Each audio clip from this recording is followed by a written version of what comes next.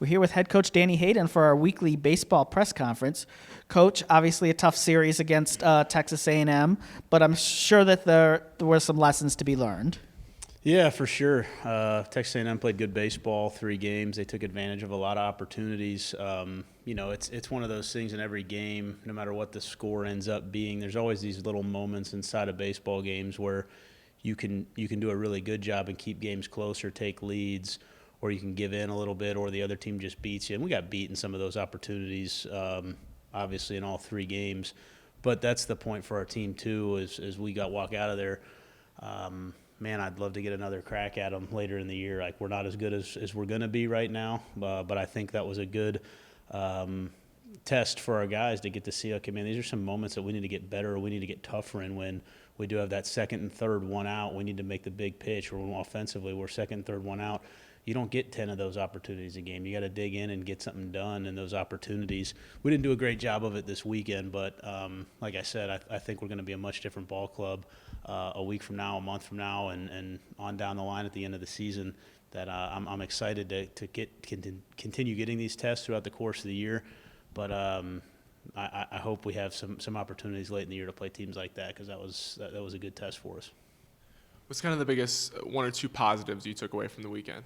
I thought there were a number. I mean, we gave up a ton of runs and a ton of hits, so I'm not going to sit here and say, hey, man, the pitching was really good. But there were some young arms that went out there, freshman arms, junior college transfer arms, guys that we hadn't seen against another team yet. And they were good. You know, there were guys that had some good outings for us. Lawson Blackmore was good to see. Kenton Egbert did a really nice job out there. Those are 2 new guys in our program. Kenton Egbert had the best start of the 3 starters this weekend. On Sunday, he did a really good job. Not for a freshman, he just did a good job holding what is a really good offense at bay for 5 or 6 innings. Jonathan Brand did a really nice job coming into a really tough situation. Got a couple big strikeouts to limit some damage there. Jacob Webb had a pretty good outing. We ran him back out there for either a 3rd inning or a 4th inning. And it got away from him a little bit, but he did a really nice job. So there's some new arms that we need to count on. We talk about how many pitchers we lose from last year. We lost 70% of our innings from last year, which is a pretty good pitching staff, and we need to replace those guys with some new players. And I've talked about it a lot with our team. Like, man, I think pitching-wise, we're more talented than we've ever been. But whenever you lose 70% of your innings from the year before, it's going to take a while to figure out what guys' roles are going to be. And I thought guys asserted themselves pretty nicely. The other one, too, to throw into that mix, although he's been in our program, but is Logan Schmidt. Logan Schmidt's had a pretty small role in our team the last 2 years. And he's made some big jumps competitively. He's made some big jumps in stuff, and he went out there and had some success too. So again, I'm not the pitchers as a whole, as a unit, we got to do way better than we did this weekend. But there were some bright spots on the mound for sure. That from some new guys, some young guys, new faces that are going to be able to pitch and get a lot of big outs for us. Do you anticipate sticking with that same rotation at least for next weekend? For sure. Yeah. Okay. And then.